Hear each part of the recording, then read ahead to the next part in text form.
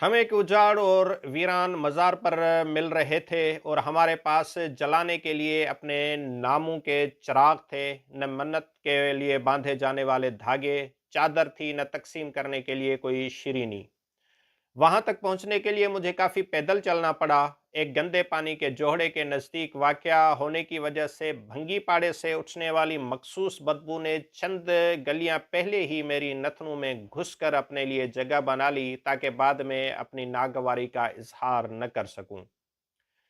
तो दोस्तों, ये जो लाइनें मैंने पढ़ी हैं, ये रफ़ाकत हयात का नावल है रोलाक। रोलाक सिंधी ज़बान का लफ्ज़ है जिसकी उर्दू मीनिंग आवारा हो सकती है, भटकने वाला, वो एक ऐसा किरदार। उसके बारे में ये एक ज़ख़ीम किताब है, जो नावल जो 600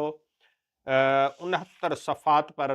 मबनी नावल है। रफ़ाकत हयात का इससे पहले मीरवा की रातें नावल आया था, जो बहुत खूबसूरत था, उसको बहुत सराहा गया था। उसी तरह ये नावल जो है रोलाक, ये इतना तवील होने के बावजूद भी, अगर आप मेरे समझता हूँ कि किसी भी कहानी की, किसी भी किताब की कामयाबी जो ये है कि जब उसका कारी, उसका रीडर उसको पहले सफ़े से स्टार्ट करे, तो वो एंड तक जाके वो रुके और उसको इख्तिताम तक ज़रूर पढ़े। तो ये एक राइटर की और ये एक किताब की, ये एक कहानी की सबसे बड़ी कामयाबी होती है। तो इसी तरह से मैं समझता हूँ कि इस नावल को अगर मैं पहली इसकी कामयाबी करार दूँ, तो जब ये कहानी शुरू करते हैं हम, तो दिल करता है कि इसको पढ़ते हुए जाएँ, और बीच में स्किप करने के लिए दिल नहीं करता, और नावल के एंड तक जाने की एक तजस्सुस रहता है कि हम इसको कंप्लीट करें। ये सिंध का शहर है ठट्टा, उसके तारीखी शहर है, उसके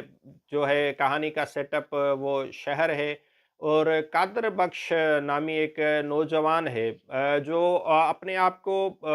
ऐसे माहौल में महसूस करता है।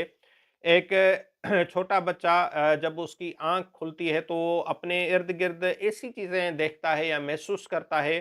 जो उसको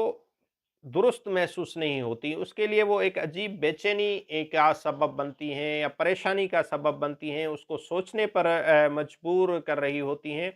और वो खुद को उस सारे माहौल में, उस सारी सिचुएशन में, उसमें वो डिस्कम्फर्ट एक महसूस कर रहा होता है। ख़ास तौर पर इस नावल को जो आखिर तक ले जाने का या कहानी को दिलचस्प बनाने का जो सबब है,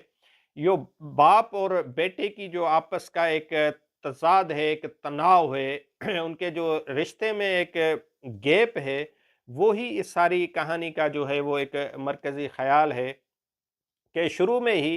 वो बच्चा जो है कादर बख्श, वो बचपन में वो अपने जो बाप है उसका जो बिहेवियर है, उसको अपने लिए सही नहीं समझ रहा होता, अपनी वालदा के लिए सही नहीं समझ रहा होता, और उसकी जो जिनसी आदात होती हैं वो बहुत ज़्यादा हद तक ख़राब होती हैं, और वो अपनी आंखों के सामने जब वो उसको वो सब करते हुए देखता है, तो उसको उससे एक शुरू से ही एक नफ़रत का एहसास, और बाप के जो रिश्ते से एक जो नेचुरल बाप बेटे का रिश्ता होता है, उसमें प्यार, मोहब्बत, शफ़क़त या जो अदब वाली जो चीज़ होती है, वो उन चीज़ों की वजह से उसमें वो ख़त्म होती हुई महसूस होती है। फिर जब हम इस कहानी को आगे पढ़ते हैं, तो कादर बख्श के साथ-साथ लाल बख्श, उसकी माँ नूरी, घनशू, मारवी, सलीम, खाला रशीदा, मास्टर इब्राहिम, हसीना, लाली, सुगरा, सुमल, सीमी, नूर मोहम्मद, जुल्फ़ी और काज़ी, ये सब वो किरदार हैं जो इस नावल के सपोर्टिंग किरदार हैं। लेकिन इस कहानी का एक बहुत अहम हिस्सा है, जो इसको आगे तक कहानी को डेवलप करने और इस किरदार के साथ-साथ चलते हुए हमें महसूस होते हैं। इस नावल में हमें तारीख़ भी मिलती है, इसमें समाज, रस्म व रवाज, हमारे जो तालीमी, मुआशी हालात, ये सारी चीज़ें जो है इस नावल का हिस्सा हैं। और इसमें रोमांस की एक लताफत भी है, और जो है हमें रूहानियत और मादा परस्ती, रकाबत, बुनियाद परस्ती, तरक्की पसंदी की बशारत, पीर परस्ती, मुरीद परस्ती, और ऐसी सारी चीज़ें जो हम समझते हैं कि हमारे जो सिंधी समाज में, ख़ासतौर हमारा सिंध का वो समाज, वो सोसाइटी जिसको हम थोड़ा बैकवर्ड कह दें, जो तरक्की से दूर है अभी, और वो लोअर क्लास जो हमारी एक गाँव में या ऐसे शहरों में जो तरक्की की राह से अभी काफ़ी दूर हैं, वहाँ पर ये हमारी एक सोसाइटी रही रही होती है। तो उस सोसाइटी में जितनी भी चीज़ें हैं, मैं समझता हूँ कि रफ़ाकत हयात ने वो सारी चीज़ें इसमें डाल दी हैं कि हम हमारा नज़रिया क्या है, हम बेसिकली सोचते किस तरह हैं, हम चीज़ों को देखते किस तरह हैं, हमारे अकीदे क्या हैं, हमारी समाज की तरफ हमारी जो इनफ़रादियत है और हमारी जो इज्तमाहियत है, उन सारी चीज़ों को हम कैसे साथ लेकर चलते हैं। तो इस नावल में एक जो रियलिटी है समाज की, वो एक बेहतर अंदाज में दिखाई गई है कि हमें महसूस होता है कि जैसे अकीदा परस्ती है, पीर परस्ती है, तवहम परस्ती है, लोग जिन पर कितना यकीन रखते हैं कि जिन उनमें आके बसेरा कर लेता है। फिर उस जिन निकलने के चक्कर में दूसरे लोग जो वो बाबे होते हैं, वो किस तरह से हमारा इस्तेहसाल करते हैं, या उनके आड़ में उनके साथ दूसरे लोग जो हमारा इस्तेहसाल करते हैं, वो जिस खूबसूरती से इस नावल में बयान किया जाता है। तो जो लोग, मैं समझता हूँ, सिंध की सकाफ़त, सिंध के समाज और सिंध की मुआशी, समाजी और सियासी हालात को समझते हैं, उनको एक अपने सामने वो सारे मनाज़र जो हैं, वो होते हुए महसूस होते हैं। ये नावल एक तख्लीकी एतबार से बहुत स्ट्रॉन्ग नावल है, क्योंकि इस नावल में जिस तरह से एक सफ़र है, एक रवानी है कि जैसे एक किरदार को आप लेकर बचपन से लेकर उसके जवानी तक लेकर चल रहे होते हैं, उसके साथ-साथ जो चीज़ें होती जा रही होती हैं, उसके साथ-साथ उस सफ़र में हम खुद को शरीक सफ़र महसूस करते हैं उस किरदार के साथ, कि वो किस तरह आगे डेवलप होता जा रहा है, किस तरह कहानी के साथ उसके साथ कहानी चलती हुई जा रही होती है,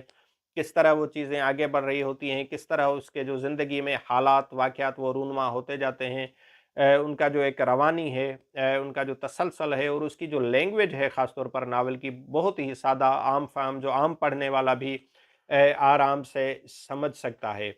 हालाँकि जो ये मरकज़ी किरदार है इसका, कादर बख्श, इसकी जो कभी-कभी इसकी थॉट या इसके जुमले होते हैं, वो थोड़ा महसूस होता है कि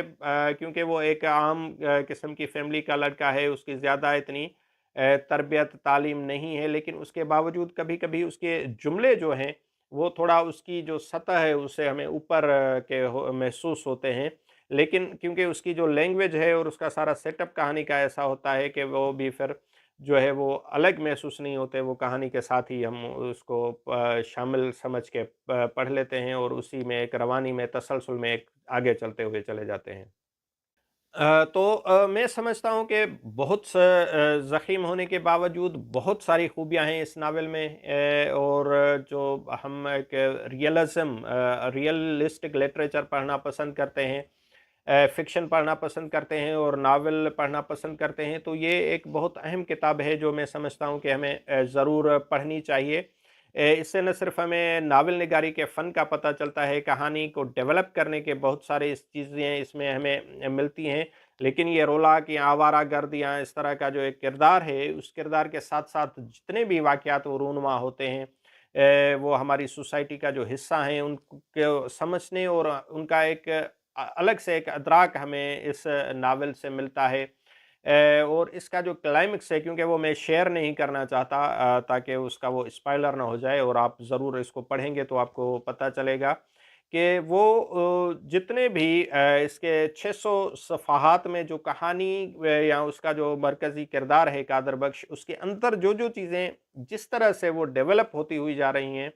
तो उसका जो क्लाइमेक्स है वो ऐन उसकी अक्कासी करता है कि जब एक जो है लावा जो है फटता है, तो उससे पहले उसके जो अंदर होती हैं वो चीज़ें, वो कितनी उसकी किरदार अदा करती हैं। तो जब एंड में इसको जो क्लाइमेक्स है उसके बाद हम ज़रूर सोचते हैं, फिर वो इस सारे नावल के जो वाक़यात हैं वो उस वक़्त हमारे ज़हन में आ जाते हैं कि ये चीज़ें हुई और इसका अंजाम जो है वो ये होना था। तो एक बहुत ही खूबसूरत पढ़ने जैसा नावल, और आजकल जो है लोग कहते हैं कि किताबों से हमारी दिलचस्पी ख़त्म होती जा रही है, लोग पढ़ते कम हैं, और ख़ास तरह इतने बड़े और इतने तवील किताब पढ़ना तो बहुत ही मुश्किल है। लेकिन इस के बावजूद मैं समझता हूँ कि इस तरह की जो बुक्स हैं, इस तरह का फ़िक्शन, नावल, लिटरेचर ऐसा है कि हमें अपने साथ जुड़ने पर मजबूर कर देता है और हम इसके साथ एक लहरों में बहते हुए चले जाते हैं।